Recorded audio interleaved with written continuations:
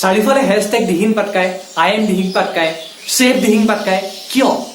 hello' guys মই বেদান্ত শইকীয়া আৰু আজি মই আপোনালোকক লৈ আহিছোঁ এটা serious topic Dihing Patkai rain forest যাক কোৱা হয় এমেজন অফ নৰ্থ ইষ্ট এতিয়া এই দিহিং পাটকাই বনাঞ্চলখন আহি পৰিছে বিপদৰ সন্মুখত তো গাইজ মই আজি এই বিষয়ে আপোনালোকক বেছি কথা নাপাতো আপোনালোকে সকলোৱে হয়তো জানে যে দিহিং পাটকাইৰ যি কয়লা খননৰ বাবে অনুমতি প্ৰদান কৰিছে চৰকাৰৰ ফালৰ পৰা তাৰ বাবে দিহিং পাটকাই সমগ্ৰ জীৱকুল সমগ্ৰ পক্ষীকুল আৰু দিহিং পাটকাইত বিশেষকৈ হস্তি প্ৰকল্পৰ বাবে বিখ্যাত সেই দিহিং পাটকাইত থকা হাতীসমূহৰ বাবে এতিয়া বিপদ আহি পৰিছে তো গাইজ এই বিষয়ে আপোনালোক সকলোৱে জ্ঞাত কিন্তু মই আজি আচলতে এই কথাটো লৈ আহিছোঁ সেইসকল মানুহৰ বাবে যিসকল আমাৰ ছ'চিয়েল মিডিয়াত অলপ হ'লেও বিখ্যাত যিসকল ছ'চিয়েল মিডিয়াত ইনফ্লুৱেঞ্চাৰ বুলি কোৱা হয় যিসকল ইউটিউবাৰ ফেমাছ ইউটিউবাৰ আছে যিসকল ইনষ্টাগ্ৰামত ফেমাছ আছে মই তেওঁলোকৰ বাবে এই ভিডিঅ'টো লৈ আহিছোঁ যদি আপোনালোকে এই ভিডিঅ'টো চাই আছে তেনেহ'লে অন্ততঃ আপোনালোকে এটা ভিডিঅ' বনাওক এই দিহিং পাটকাইৰ ওপৰত save Dihing Patkai I am Dihing Patkai বুলি হেশটেগ লগাওক আৰু ভিডিঅ'টো বনাওক কাৰণ আপোনালোকক লাখ লাখ মানুহে ফ'ল' কৰে আপোনালোকৰ এটা ভিডিঅ'য়ে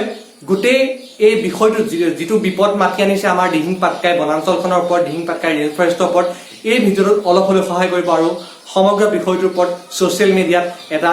আন্দোলনৰ সৃষ্টি হ'ব তো কিয়নো এতিয়া সময় হৈছে কৰোণাৰ আৰু এই কৰোণাৰ সময়ত আমি সাধাৰণভাৱে আন্দোলন কৰিব নোৱাৰোঁ আৰু এই সময়ত আমি সেইবাবে ছ'চিয়েল নেটৱৰ্কসমূহ ব্যৱহাৰ কৰি এই আন্দোলন গঢ়ি তুলিব লাগিব আৰু তাৰ বাবে সকলোতকৈ বেছি সুবিধাজনক বস্তুটো হৈছে ইউটিউব বা ইনষ্টাগ্ৰাম আৰু আপোনালোক যিমানসকল চেলিব্ৰিটি আছে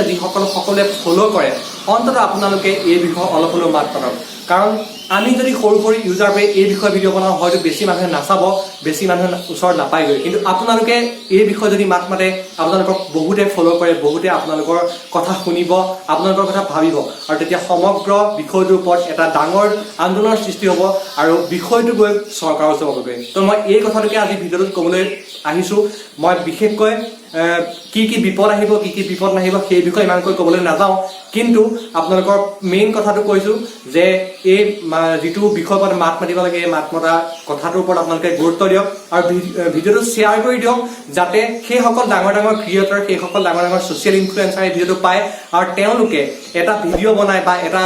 সজাগতাৰ সৃষ্টি কৰে আৰু সকলোৰ মাজত এই নিউজটো বিয়পাই দিয়ে আৰু শেষত আকৌ এবাৰ ক'ম আই এম দিহিং পাটকাই সেভ দিহিং পাটকাই